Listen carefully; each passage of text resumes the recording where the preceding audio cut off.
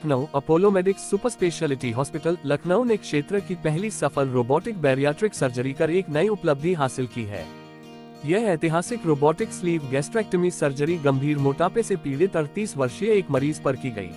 Surgery का नेतृत्व doctor Ankur Saxena, director robotic minimal axis and bariatric surgery department ने अपनी विशेषज्ञ टीम के साथ किया। सर, अपोलो में रोबोटिक बैरियाट्रिक सर्जरी हुई है, तो सबसे पहले सर ये बैरियाट्रिक सर्जरी क्या होती है, क्यों उसकी जरूरत होती है, इसके बारे में बताइए। और फिर रोबोटिक से होने में क्या और बैरियाट्रिक सर्जरी एक मिनिमली इन्वेजिव द्वारा करी जाने वाली सर्जरी है, जिसको रोबोटिक और लेप्रोस्कोपिक विधि द्वारा करा जाता है। यह सर्जरी अत्यधिक मोटे लोगों को, जो मॉर्बिड ओबेसिटी की कैटेगरी में आते हैं, जिनका बीएमआई 40 से ज़्यादा है, या जिन मरीजों का बीएमआई 35 से ज़्यादा है और साथ में उनको डायबिटीज़, ब्लड प्रेशर या हार्ट की कोई प्रॉब्लम है, उन लोगों के करी जाती है।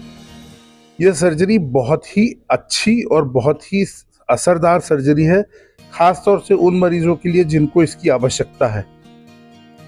हम लोगों के क्षेत्र में अभी यह सर्जरी बहुत कम मात्रा में हो रही है और इसका प्रमुख कारण पेशेंट्स के बीच में अनअवेयरनेस है। पेशेंट्स के बीच में थोड़ा सा डर है कि शायद सर्जरी के बाद वो कुछ खा नहीं पाएंगे, कुछ कर नहीं पाएंगे, पता नहीं उनके शरीर में कौन सी कमी हो जाएगी जिसकी वजह से वो अपना कार्य नहीं कर पाएंगे। मैं आप लोगों के माध्यम से मरीजों को यही बताना चाहता हूँ कि ऐसा कुछ भी नहीं है, ये सब मिथ्स हैं और सिर्फ इस सर्जरी के कराने से पेशेंट्स में आगे बहुत अच्छे इम्प्रूवमेंट्स, बहुत अच्छे रिजल्ट्स आते हैं। पेशेंट का लाइफस्टाइल इतना हेल्दी हो जाता है, पेशेंट्स के कॉन्फिडेंस में इतना इम्प्रूवमेंट आता है कि कराने के बाद हर मरीज़ यही सोचता है कि काश ये सर्जरी हमने 6-7 महीने, साल, 2 साल पहले करा ली होती, तो हम अपने जीवन के इतने कीमती समय को और बर्बाद इस तरीके से नहीं करते। सर, ये जो मरीज आया था, इनका वजन कितना था और फिर कैसे इनका ट्रीटमेंट हुआ और अब कैसे? जो मरीज आया था, इस मरीज का वजन का अप्रॉक्सीमेटली 101 से 102 किलो के बीच में था और इसका बीएमआई अराउंड 45 था। इस मरीज की सर्जरी रोबोटिक विधि द्वारा करी गई थी।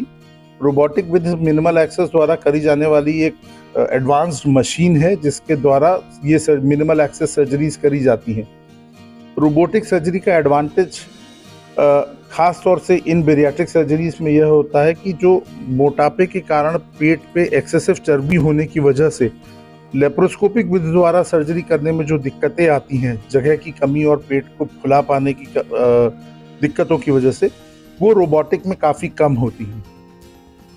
जी सर, इस बैरियाट्रिक सर्जरी के बाद मरीजों को मोटापे से संबंधित और भी जो समस्याएं होती है, जैसे डायबिटीज हो गया, घुटनों में जोड़ों का खराब होना, उनमें कितना फायदा होता है? ये बहुत ही अच्छा सवाल है। देखिए, इस सर्जरी के बाद अप्रॉक्सीमेटली मरीज का वजन साल भर तक धीमे धीमे करके कम होता रहता है और मरीज आने वाले 5-6 महीनों में इतना वजन लूज कर लेता है कि कोई भी व्यक्ति जो उसको 5-6 महीने बाद देख रहा है, उसको एक सिग्निफिकेंट वेट लॉस पता चलेगा। साथ में डायबिटीज जैसी बीमारियों का निवारण ऑलमोस्ट महीने भर के अंदर होने लगता है। बहुत से अराउंड 95 to 96% पेशेंट्स में डायबिटीज़ की दवाइयाँ या तो बहुत कम हो जाती हैं या बंद हो जाती हैं। ब्लड प्रेशर की दवाइयाँ अराउंड 80 to 85% पेशेंट्स में कम हो जाती हैं। जॉइंट पेन्स वगैरह वज़न होने के कम होने के साथ में काफ़ी कम हो जाते हैं। फीमेल्स में जिनमें इनफर्टिलिटी की दिक्कत है, साथ में ओबेसिटी है, उनकी फर्टिलिटी पॉइंट ऑफ व्यूज़ या जो पॉलीसिस्टिक ओवेरियन सिंड्रोम कहते हैं, PCOS कहते हैं महिलाओं में, उसमें भी काफ़ी इम्प्रूवमेंट आता है। साथ में मोटापे की वजह से जो लिवर की दिक्कतें होती हैं, जिसे नैश बोला जाता है, नॉन एल्कोहलिक स्टीएटोहेपेटाइटिस, उसमें भी काफ़ी कमी आती है।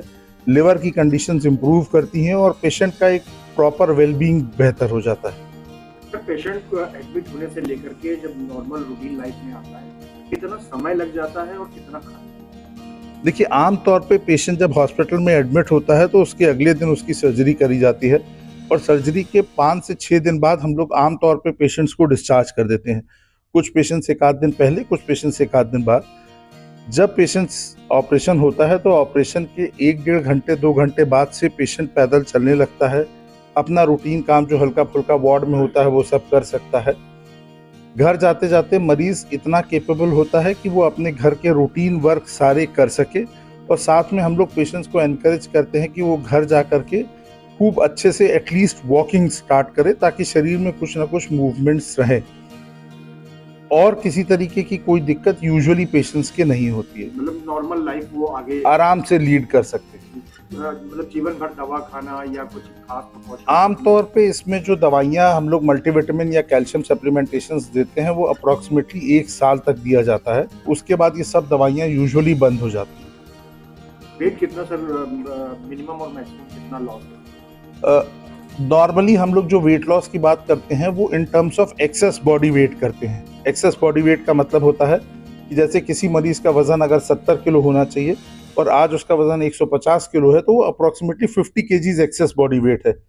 इस एक्सेस बॉडी वेट का around 70%, 65 to 70% weight loss surgery के द्वारा आने वाले साल भर में हो जाता है।